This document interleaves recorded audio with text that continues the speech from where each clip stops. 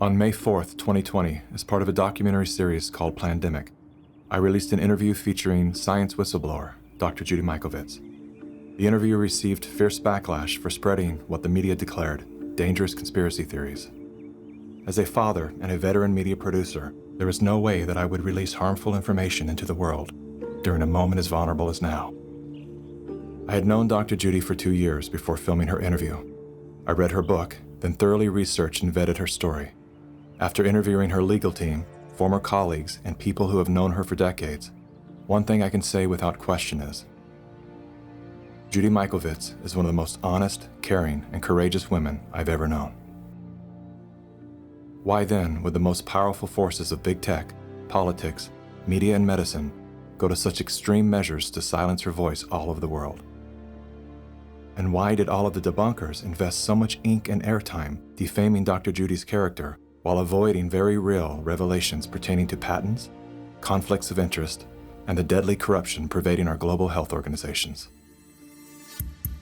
To get to the bottom of these questions, as well as many others, I've spent the last several weeks interviewing scholars from all over the world, among them top doctors, distinguished scientists, and Nobel laureates. I also sat down with Dr. Judy for a follow-up interview and to give her the opportunity to respond to critics. You can see that full interview on the Plandemic website. While you're there, make sure to dive down the rabbit hole, where you'll find additional videos, documents, and scientific studies that support the claims and perspectives put forth in the Plandemic series. Here are a few highlights from my follow-up interview with Dr. Judy. What do you have to say to the people who have tried to minimize your involvement with HIV by stating that you were at the bottom of the totem pole, 13th author of a 13-member group of scientists?